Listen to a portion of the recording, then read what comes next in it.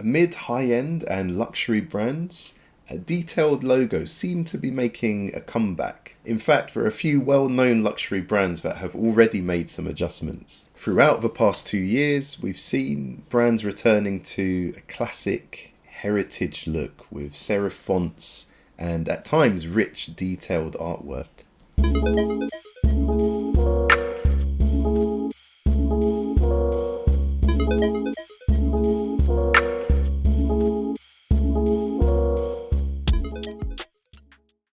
So these are really interesting changes because many fashion brands have transitioned over the years. You can see in the image here a few examples.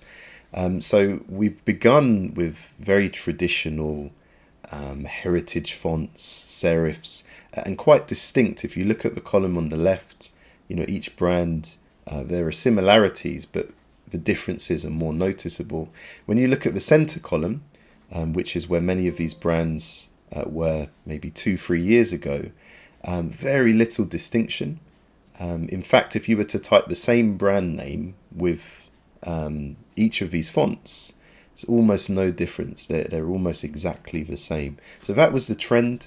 Many leading brands kind of leaned into that trend, and we believe that was due to digital media, online shopping. Particularly the early years of smartphones where you had low resolutions.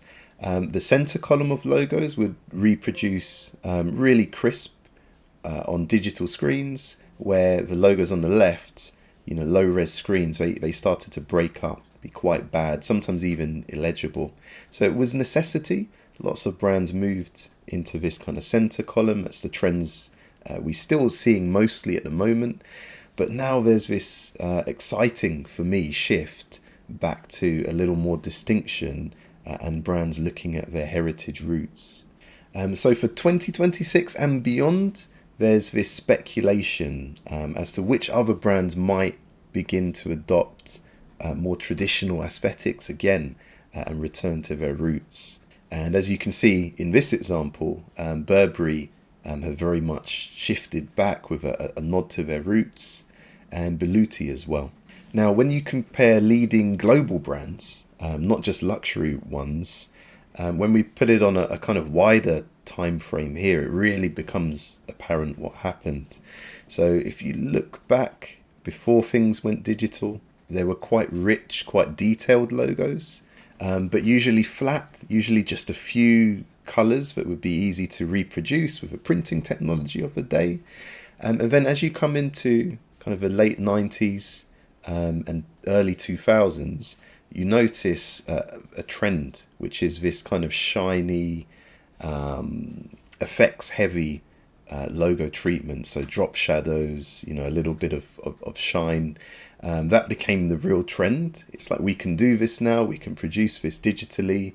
And you saw brands in completely different industries all taking advantage of that. So that became like the trend, the look. And then more recently, and this is probably the one you'll all be familiar with, the kind of flat design. So things went very shiny, very bubbly, and then the last 10 years or so, everything has gone very flat, very minimalist. And that's been the most recent kind of widely adopted trend. I think there are merits to it. It's for good reason. This kind of flat iconographic type of design, it looks really smart. It works well at various sizes. There are lots of benefits to it, but there are also some drawbacks. And when everyone is aiming for the same very minimalist trend, there's far less room for distinction and creativity, especially in the same sectors. So it's exciting if we're seeing a trend pushing towards just a little more detail and a little more variation being possible again. So the question is, what comes next? Trends tend to be industry specific, and they tend to be led by leaders in a particular industry. But among luxury brands, particularly in the fashion industry, it seems we might be heading towards a more traditional heritage look and feel, with many brands returning to their roots, traditional serif fonts. So a few leading brands have already made this transition. So Yves Saint Laurent, very high profile. They adopted the kind of minimalist flat logo style that works really well on digital low resolution screens. But now you've got retina screens, resolution's not really a constraint, and you can see they've gone straight back to their roots. So the font, I believe, with a few tweaks, is almost identical to the one they were using originally.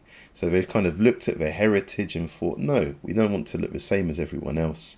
We had something really distinct that worked, and that's what we see they've gone back to. So that was quite a high profile shift that happened in 2023. I find it interesting there are other brands that didn't adopt the kind of minimalist digital trend at all. And Versace is a great example of that. So although you can see they've adapted over the years, they've mostly stuck to their roots and what made them look distinct. The famous Medusa head and that artwork. And I'm sure there were times on certain devices, if they looked at this, it probably did come out quite badly.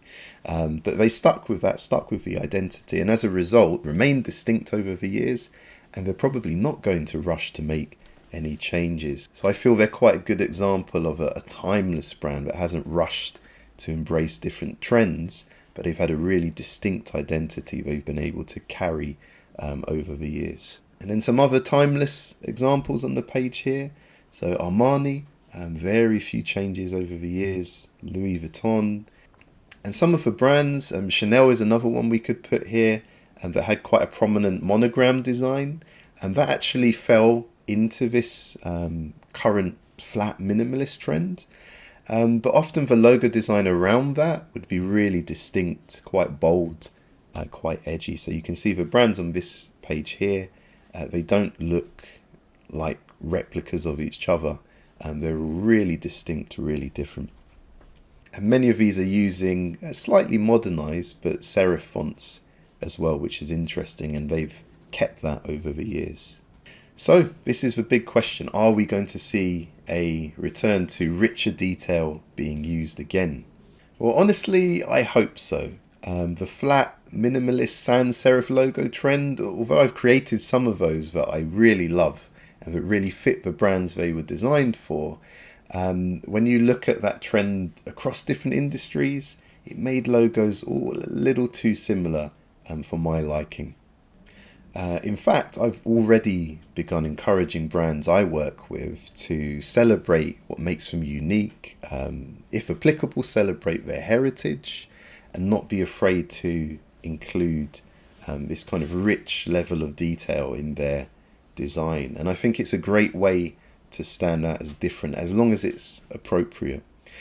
So of course this needs to be done in the right way, considering the various situations and sizes a logo might need to be displayed in.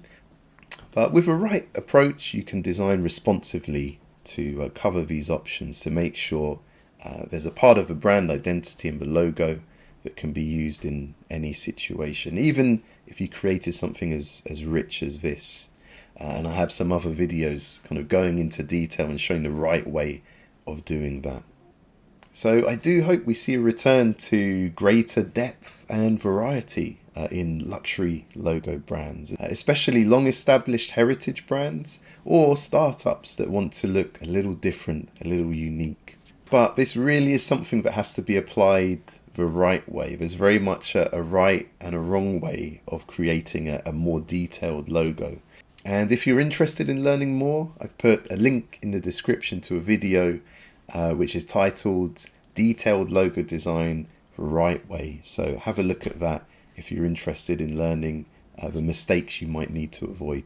If you found this helpful or interesting, please give a video a like and subscribe, and hopefully I'll see you again in future content.